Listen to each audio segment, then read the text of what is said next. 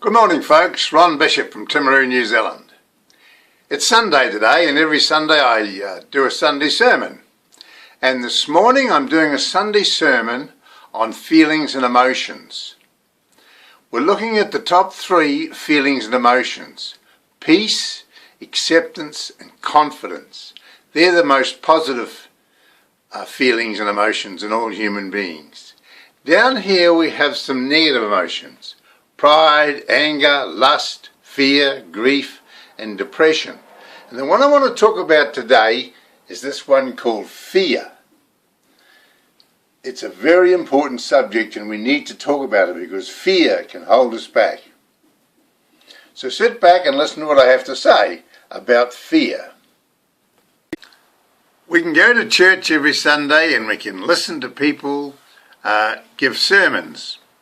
Listen to the pastor or the minister or whatever you call him to give a sermon.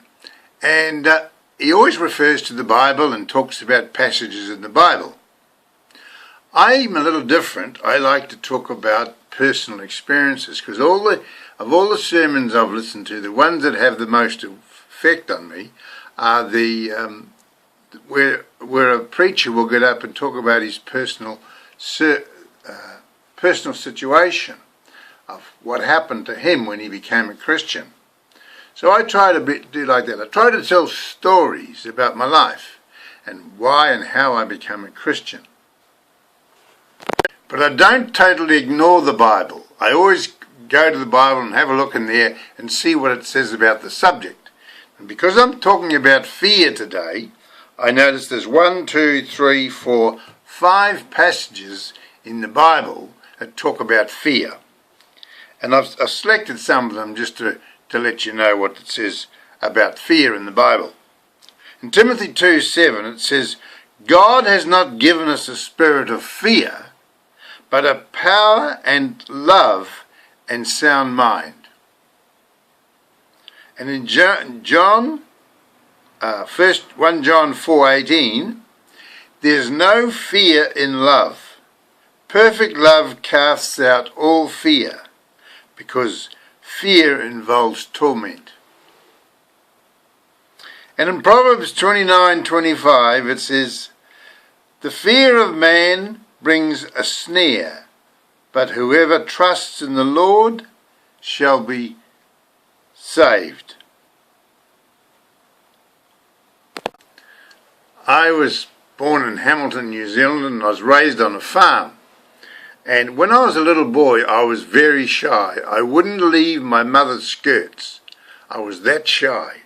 Mum had to take me to school, carry me into the school and put me in on the mat. We had a mat for the little kids. And I sat on the mat there with Mum with me because I was too shy and I was too scared of all the other kids. But later on in life, I learned to overcome fear. And one of the things that helped me is I joined Boy Scouts. That helped me. And also I was a stock clerk for a stock firm. And the auctioneer said to me one day, I'll swap your books. And he made me sell the cows. They were selling dairy cows. And he made me do the auctioneering of the dairy cows in front of everybody, and I'd never done it before, never stood up in front of a crowd and said boo, but I was forced to do it, I had to do it, and I did it, and it overcome fear. Another time in my life when I'd given up sheep shearing, and I'd bought a carpet cleaning business, and the carpet cleaning business involved going door to door, getting carpets to clean, and the boss said to me one day, it's your turn this morning, you do the talking. And I went to my first door, knocked on the door, and I said to the lady, I forgot all my words, but I said to the lady, I've come to clean your carpets. And she said, have you? That's good, come on in. And they need cleaning. And that was my sale. That was the first sale I ever made. And I thought, gee, this is easy. People are nice and friendly. But after a while, I started to get a few knockbacks. Some people were even rude to me when I knocked on the door. And I started to get a few knockbacks. But I kept going. because I believed that if you're going to be successful, you have to keep going. You don't quit. You keep on and on and on. I went on to sell other things, insurance and superannuation and all sorts of things. And in all my selling career, I found that my biggest sale was always at 5 o'clock at night when it was time to knock off. I would always go and knock on that extra door where a lot of salesmen will knock off at 5 to 5, oh, 5 o'clock we'll go home. But not me. I always used to knock on that door at 5 o'clock and and that would always often be my biggest sale. The other thing that happened to me, I was driving down the road one day and I heard an advertisement by Toastmasters. People were, the salesperson on the radio was inviting people to come along to Toastmasters. So I thought that'll be good. That'll be good for my confidence. So I went along and I became a Toastmaster. And at Toastmasters, you have to do it. You put in the deep end and you still got to start talking. And I was a member of Toastmasters for 16 years, and it's probably one of the best things that I ever did was join Toastmasters. I enjoyed it. I went in all the competitions, and I won several competitions, and I enjoyed Toastmasters. But it came a time when I had gone right through all the manuals and everything, and I'd run out of goals. So I decided one day to quit Toastmasters and become a professional speaker. And I started a business as a professional speaker, and I called myself a motivational coach. And I did a CD. It's a very good CD, and I sold a few of them. And I started coaching people. I had seminars, and I was doing one-on-one coaching as well. So I've now got a lot of confidence. I get on here and I yak away to you because I'm full of confidence. Because I've overcome the fear.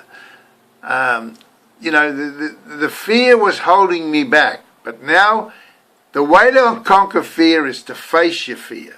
Face your fear and do it. Do it anyway. There's a lady who wrote a book, I can't remember her name. It was called Feel the Fear and Do It Anyway. Right? Because every time you're fearful about something and you do it despite the fear and you overcome it, you get stronger by the day. Okay? And on my list of feelings and emotions, the top 3 I have is peace, acceptance and confidence. We all want peace. Every one of us wants peace. And the only way we can get peace is through acceptance. We have to accept life as it is. We have to accept that things are going to go wrong. Things are going to go right for us and things are going to go wrong. We have good days and bad days. We have to accept reality. We have to accept the situation as it is today. And the other thing we have to do is have confidence or courage. Courage to face whatever the fear is. Okay? For many years I ran a debt collection business. I called myself Debtor Communications. It was a business where I would approach people. I would have clients who owed money by people. And my job was to collect the money from the people and pay my client.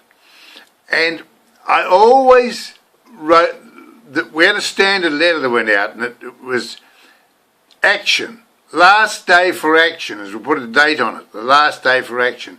And if you didn't pay this account, legal action will follow, right? So it was a sort of a fear letter that if they didn't pay, something worse was going to happen to them. But I spent a lot of time with my debtors. I valued them because I thought none of us like owing money.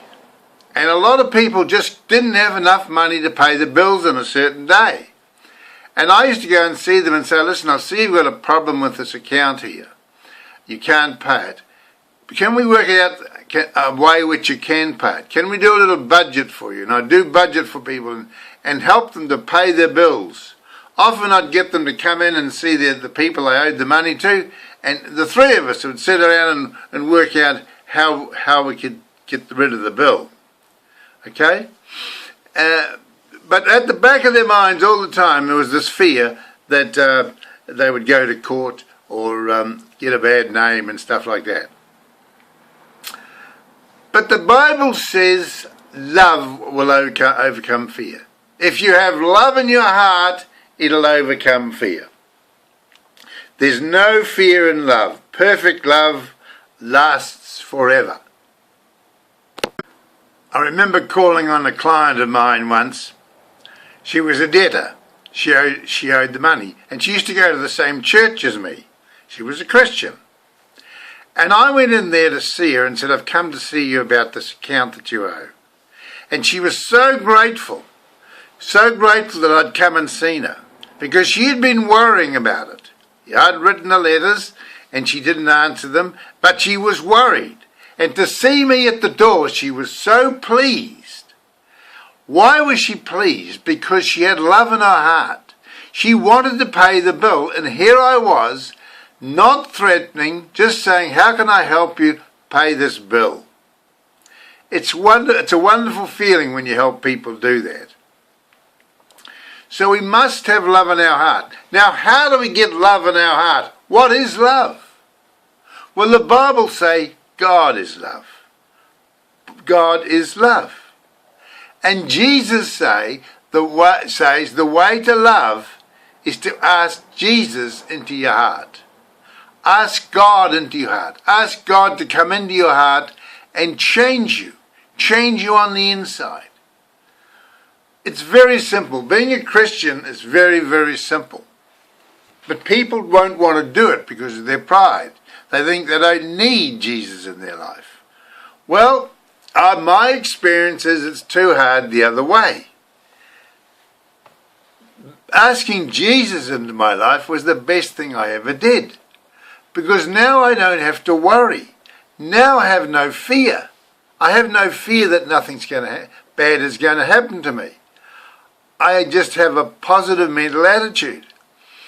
And I try and teach all my clients that, to have a positive mental attitude. And if you've got a positive mental attitude, you'll have love in your heart. Love will overcome fear every time. Okay? I've read hundreds of books on personal self-development. And I've learned a lot about the power of the mind and about Christianity. And I've experienced both of them. I've experienced positive thinking and I've experienced Christianity. And I try and teach my family that. I've got a young grandchild. She wants to be a psychologist. And I said to her, okay, to be a psychologist, you're going to have to learn about how the mind works, how the brain works, how people's brains work. And she said, no, I don't need to know that. She said, I know it all. I'm 15 years of age and I know everything. I don't need to read books.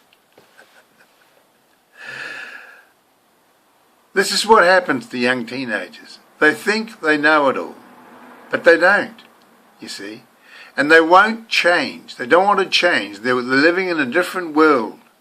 And until they start realizing that the way to success is you have to learn, you have to read books, you have to go to lessons, you have to be taught.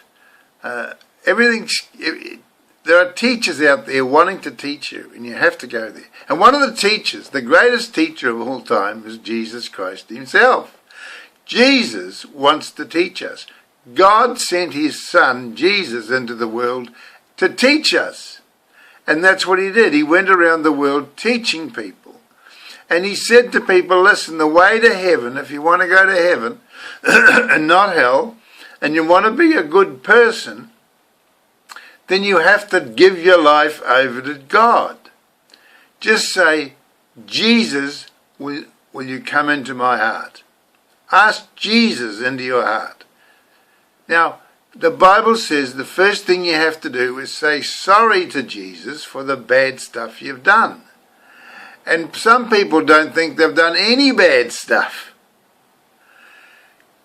But we've all done bad stuff. We were born sinners. We've all done something bad. So we have to say, sorry, Jesus, for what I've done, all the bad things I've done, and I want to turn my life over to you.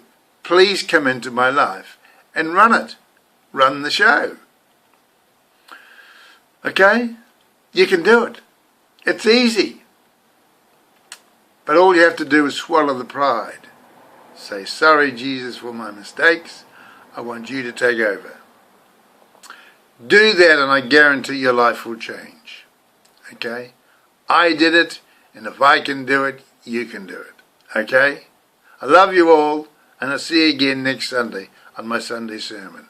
Tell other people about my Sunday sermons. I'm coming on every Sunday to talk about sermons, to talk about Jesus, to talk about love, to talk about the love of Christ. Okay? Bye-bye. Look after yourselves and be kind to one another.